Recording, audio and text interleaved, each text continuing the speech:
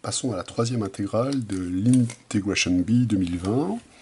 On va déjà considérer l'intégrande pour voir si cette intégrale, elle existe. Donc l'intégrande, c'est la fonction qui a x à ceci, ln de x, multiplié par ln de ln de x sur x. Alors on va regarder où est-ce que cette fonction est continue. Donc déjà, le ln de x impose que x est strictement positif, ce qui donne que le dénominateur existe et est continu. Ln de x est défini lorsque ln de x est strictement plus grand que 0, donc lorsque x est strictement plus grand que 1. Donc on a une fonction continue comme produit, quotient et composé de fonctions continues avec un dénominateur qui ne s'annule pas, sur l'intervalle i qui est égal à l'intervalle 1 plus l'infini. Donc comme les bornes sont bien contenues dans l'intervalle 1 plus l'infini, cette intégrale, on peut la calculer. Donc on passe au calcul.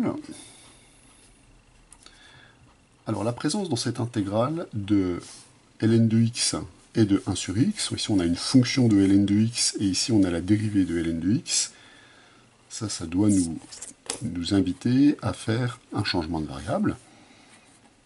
Alors on va poser comme changement de variable u est égal à ln de x, ou x est égal à exponentielle u, tout dépend comment vous voulez voir les choses. Donc on pose, je vais poser u va être égal à ln de x, qui est bien une fonction de classe C1 sur l'intervalle considéré.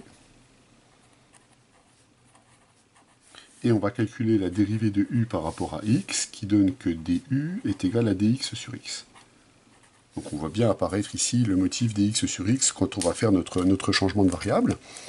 Donc on fait notre changement de variable, faisons bien attention à modifier l'intégrand de l'élément différentiel, et bien voir ce que deviennent les bornes. Donc déjà, si je considère ce qui se passe pour l'intégrande, l'intégrande devient simplement u ln de u, l'élément différentiel dx sur x, lui, se transforme en du.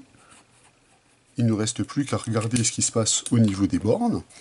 Lorsque x varie entre e et e à la puissance e, u va varier entre ln de e qui vaut 1 et ln de e à la puissance 1 qui vaut e fois ln de e, c'est-à-dire qui vaut juste e.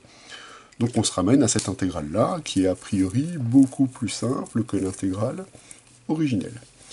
Alors, ce qu'il nous reste maintenant à faire pour calculer cette intégrale, c'est une intégration par partie, où on va se débarrasser de la fonction log. Donc la fonction qu'on va choisir de dériver, c'est la fonction log, donc qui est une fonction dérivable, dont la dérivée a' de u est égale à 1 sur u. Cette fonction est continue sur l'intervalle 1e, la fonction qui est ici est bien une fonction de classe C1. Et nous allons intégrer la fonction polynomiale u, qui est continue, et donc u carré sur 2 en est une primitive, et comme cette fonction-là est continue, la primitive que j'ai prise est bien une fonction de classe C1. On peut donc former l'intégration par partie. Donc là, on va récupérer le produit de u carré sur 2 avec ln de u, ceci pris entre 1 et e, donc moins l'intégrale entre 1 et e, donc du produit de ces deux fonctions-là, donc de u sur 2 du. Le crochet qui est ici, on peut le calculer directement. Donc on va récupérer ici e au carré sur 2 multiplié par ln de e qui vaut 1, moins la valeur de cette expression en 1 qui est égale à 0 puisque le log s'annule en 1, donc moins. Ici, on va calculer une primitive de cette fonction-là. On va récupérer ici u carré sur 4, pris entre 1 et e. Donc, la valeur de cette expression en e va nous donner e carré sur 4. Or, on vient de retirer à ce nombre-là sa moitié, on récupère sa moitié. E carré sur 4, donc. Alors, moins, donc plus, la valeur de ceci en 1 quart. On vient terminer le calcul de cette intégrale. Notre intégrale vaut donc e carré plus 1 sur 4.